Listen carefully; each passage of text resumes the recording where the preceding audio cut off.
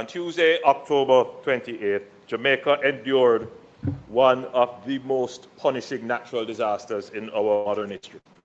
Hurricane Melissa made landfall near New Hope in Westmoreland as a Category 5 hurricane with sustained winds of 185 miles per hour and a minimum central pressure of 892 millibars.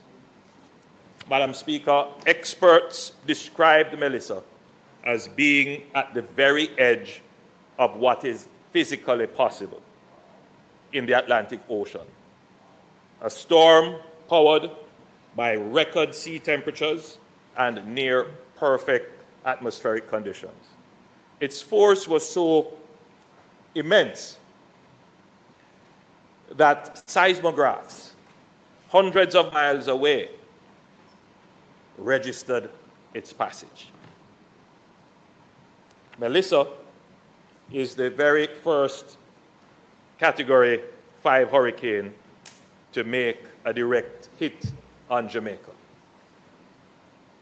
in the recorded history of such hurricanes, surpassing the previous benchmark set by Hurricane Gilbert and recently by Hurricane Beryl.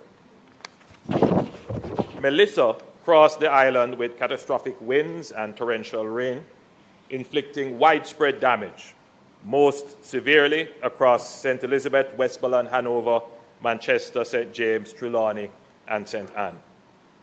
We mourn lives lost, and we stand with the thousands of Jamaicans who have lost their homes, farms, businesses, and livelihoods. I extend condolences to the bereaved, and I salute our first responders, public servants, local authorities, community leaders, and volunteers who have worked around the clock to protect life and to begin the recovery process.